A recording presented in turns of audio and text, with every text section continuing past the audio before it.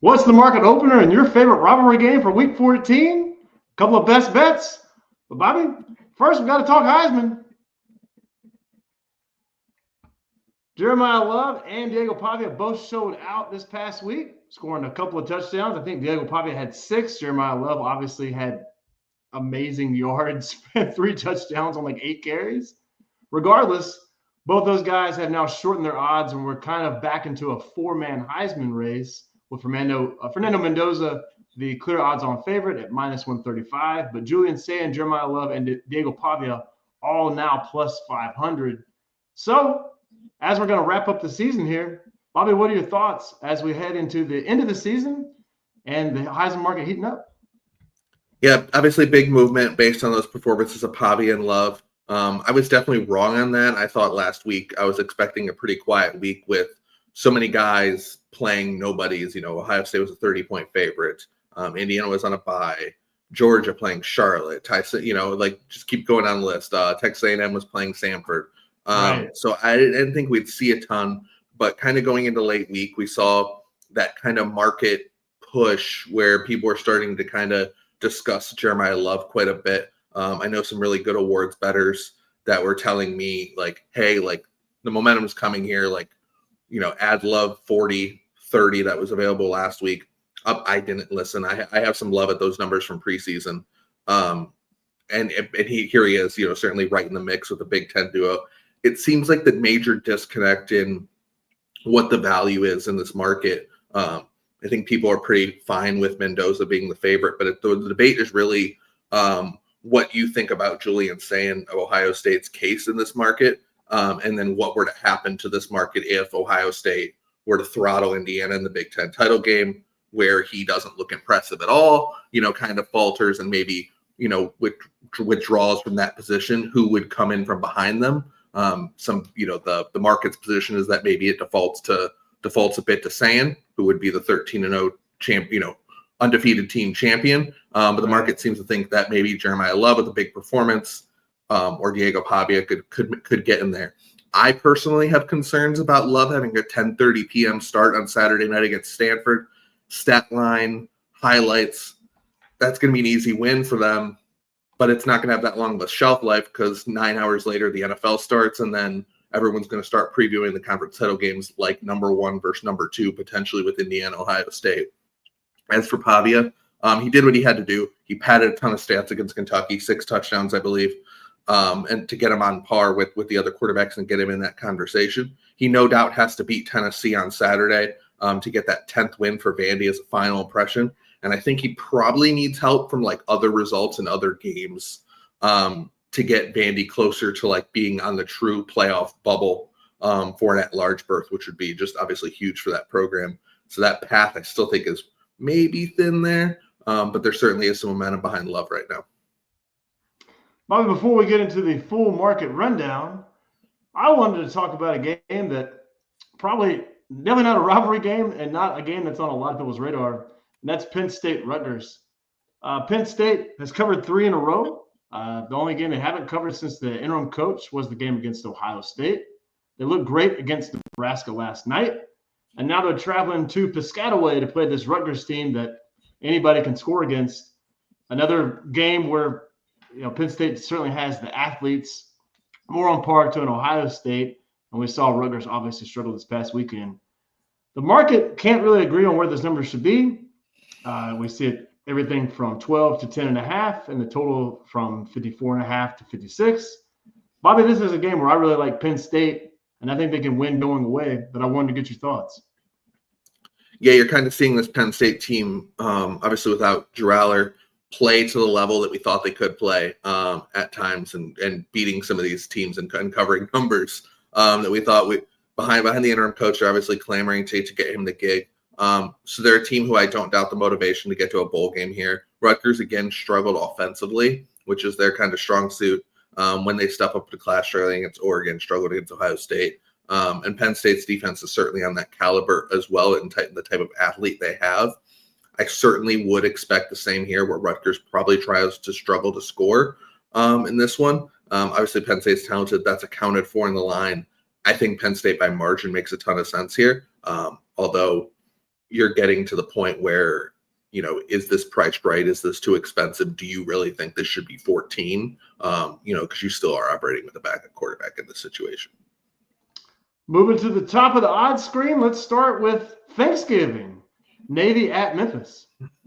Yes, my early number is right on market here. After a few weeks of fading Memphis, which we've done a couple times here on the show, I think that's kind of leveling off a bit. Navy's had a ton of success past years covering as big dogs against Memphis, and what we often see is high-scoring games, actually.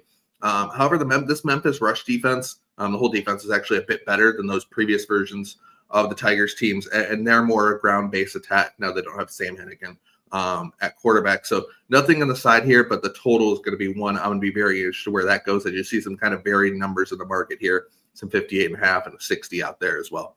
317 to 318. It's BS that this game isn't on Thanksgiving night, by the way.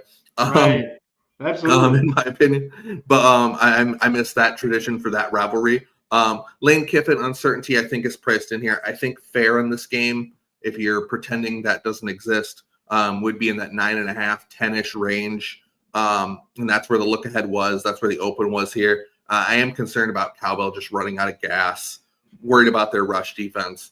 I do expect points here if this game was played in a normal environment, but it's the Egg Bowl that's never played in a normal environment, and Lane Kiffin's making sure that's not the case here as well. 327, 328, Air Force, Colorado State. As we mentioned last week on the show, Air Force quarterback Liam Soraka out for the season, missed the New Mexico game. Offense was completely non-existent. We saw that when he left the Connecticut game as well the week prior. So this Colorado State team was the first team to just try to get the season over with as quick as possible this year. I think dating back to September. I still don't think this total's adjusted off with how anemic the Air Force offense might be. And with them slowly figuring out defense, this should be below 47. Right. 329 to 330, Georgia Tech. Reminder that this game, as you see in the odds board here, is at the Mercedes-Benz Stadium, the Falcon Stadium in Atlanta. So it is not a Georgia Tech home game. They gave that up. They are positioned as the home team here, but it's not a home environment. In fact, I might even give home field to Georgia in this game, actually, considering how often they play there with SEC title games, early season, just neutral site games, using air quotes in this one. So I laid it with Georgia early at 12.5. I can't give it out as the best bet, but if you see 12.5, I think that's good. Also one where you'd consider the Georgia team total over when that's widely available later in the week with how bad this Yellow Jacket defense is. 331, 330. Does this close north of 14? Or does it? I think it should be 14. Yeah. Yeah. I don't know if you get hooks, but I think this should just be 14. Gotcha. San Diego State, New Mexico. Low total here, well deserved. Did bet the under 43.5 on the open. Still think it's okay playable with Corey on Sunday morning coffee. I lean Aztecs on the side too at those cheap -1s. 335, 336, Texas A&M. 2.5 and 51.5, I think, are really good openers, quite frankly. Longhorns obviously playing better. I think if we see a free flash, I'm going to have to start thinking about the Longhorns here. I'm just nervous about the Aggie front versus the Texas offensive line. I got to do more work here. We'll probably talk this game on Tuesday night. And as we move into Saturday, 345, 346, ECU, FAU. Last week, Connecticut closed 6.5 at FAU. And here we are with the same spread with ECU. Yes, they just got trucked by UTSA, who we had as best bet. But I don't think anyone has had UConn and ECU power rated the same, really, in a few weeks here. Even if you factor in the adjustments needed here, I show value on ECU here. Surprised this is below the key. 347, 348, Vandy, Tennessee. My notes that I wrote down here say the early hooks got taken out with Vandy with 3.5. Well, actually, in the time since I wrote that note about an hour and a half ago, 3s also got taken out. So we're down to 2.5 in that one. Total looks fine to me for an opener. Game I'm unlikely to have a bet on. 353, 354, Kentucky, Louisville. Both teams absolutely got trucked last week. Kentucky quarterback Cutter Boley obviously left with a neck injury against Vandy. Bill's been banged up. Miller Moss might have been quietly benched after the post-game comment a few weeks ago, poor play, injury, all that stuff. It could just be a bad brew for the Cardinal here. But to fade that, you'd have to bet on Zach Calzada potentially. Right. This is a no for me. This is a no for me, dog. 363, 364, Ohio State and Michigan. Carnell Tate, Jeremiah Smith missed the game against Rutgers last week. This is the first time that a potential absence for them could matter. This is Ohio State's first challenge since week 1, quite frankly. We've seen some early nibbles on Michigan, actually like taking them below the 10 in some places. There's an 8.5 out there. And that's well below what the look ahead was. I'm obviously assuming this is based on Ohio State injury speculation there. I need an injury report full. If you use pure power rating and assumed full health, like I'm higher here, but we need an injury report. 369, 370, Miami, Pittsburgh. Hey, guess what? It's going to be cold in Pittsburgh on Saturday for Miami. We saw the 7s get taken out here. A Mario game is definitely possible here. A Carson Beck interception game is possible here with the pressure Narduzzi likes to bring to quarterbacks. Miami does still have a path to the ACC title game, but it requires Virginia Tech to beat Virginia outright. Nothing for me right now in this one. 383, 384, LSU, Oklahoma. My only comment here is imagine talking to someone in 2019 that the LSU Oklahoma total, full game total is 38.5 and it's warranted. So I got there. 401, 402, Texas State, South Alabama. So less about this game, but more about the spot. Here is an example of the game you're going to hear a lot of people talk about on various shows this week. You got a team with 5 wins who can go to a bowl against a team who can't. These sides are very likely to get steamed early in the week. So it's really like you have to decide tonight, tomorrow. Do you agree with that move? Do you want those teams? Because if you do, you want to play them now. Or do you want to wait and fade the move as a lot of cases they will get steamed? Remember, teams' goals are in this situation are just to win the game and get to the bowl, not to necessarily cover the spread. And obviously more than Texas State here in this example is more of a touchdown favorite. 433, 434, Oregon, Washington. My number in this game is around 6.5 at full strength. I do like the 7s here on Washington. It was a best bet candidate, but with the injury reports, how Oregon's looking, Washington's, yes, they blew out UCLA, but they were certainly slow starting there as well. Fine. I don't want to give it out as best bet. I do like Washington 7. And the game I'm going to kick myself about all week, 435, 436, Kennesaw State, Liberty. There was an opener above 3 on this game. I missed that one. Of course, it got taken out, but that was a movement on one of the early openers in that one. And that closes the market for right now. Guys, before we get into best bets, please click that like and subscribe button if you're on YouTube. It really does go a long way to helping Bobby and I promote the show to other bettors out there looking for quality betting content. It helps grow the show. If you're listening on Spotify, please click that 5-star button. It really actually does make a difference. Trust me. I look at all the analytics on our shows every week, and I screenshot them and send them to Bobby. The show is really growing. It's doing really well, and we want to continue to grow it as we continue to make the show live, not just now, but also through bowl season, playoffs, national championship. So, Bobby, best bets last week, finished 3-2. That's another positive start or a positive change for us. We like Alabama here in the Iron Bowl, laying 5.5. I just saw a 6 flash at an offshore book, so it does seem like the Tide are taking money. What are you thinking here? Deuce Knight is the new starting quarterback we think so far for War Eagle, but it doesn't seem like it's really going to make much difference for us who starts at quarterback for Auburn. Tell us your thoughts. Yeah, this is quarterback independent here of this one. Obviously, like going back to our first show this season, I've been higher on the market on Alabama for most of the season here.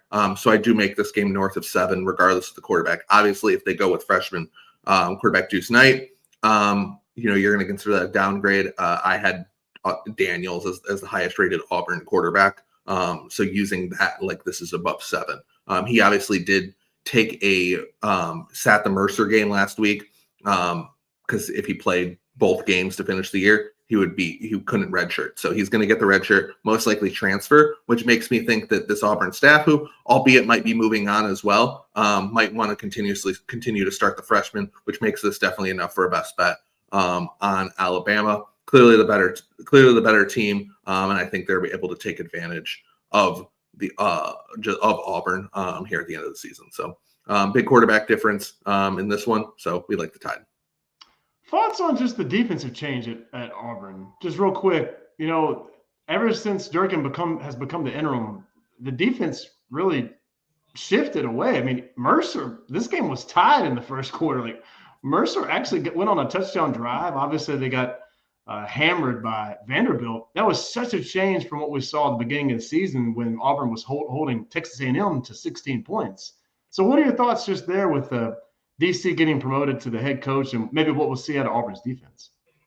Yeah, and obviously this is a case where the defensive coordinator, in this case Durkin, wants to get their job and is thinking about other things. Obviously, when you fire a head coach, you're adding other responsibilities, delegating down. You lose some of the staff, so you have to shift things around and it makes sense. Now Mercer is, like, for an FCS team, a quality team. I know they were in the FCS bracket. I believe they were a seeded team. Right. In the field, I have to look. Yeah, they're not a bum. If I'm wrong, they're not a bum team. They're not Eastern Illinois, who Alabama played this week. But yeah, you saw Vandy put up 45 points against Auburn since the change. Obviously Arkansas, as well. So you've seen some of this with Auburn since the change. I'm not worried about Kentucky, but yeah, I think Alabama's going to be able to score some points here in this one. Second best bet of the night, we like the under 49 in the Colorado State Air Force game. Bobby, you already touched on this one, but could you elaborate? Yep, it's basically that. Obviously, we're adjusting down the Air Force total. I mean, this was with New Mexico, who I do think is, albeit a slower paced, but certainly a better team than Colorado State. We saw this total in the low 50s. I think this total should just be 47. I think it's really discounting how much, like, the real downgrade, just because Air Force, quite frankly, just cannot throw the ball downfield, which Liam Straka was really good at for a service academy quarterback. So huge downgrade there. Colorado State's often been anemic. I know they've been better generally since making a quarterback change of their own, but I think we see a game where it's just an absolute slog, and I think 47 is a better number. So under 49 here, just as kind of mentioned in the market breakdown. You can follow Bobby at BobbyDigital2 on Twitter. You can follow the show at CFB900. Bobby and I will be back here on Tuesday night. A show change just to go ahead and get this show out while you're traveling for Thanksgiving and spending time with your families. So we'll see you guys right back here in about 48 hours. Until then, have an easy work week. Enjoy yourself. See you then. Adios.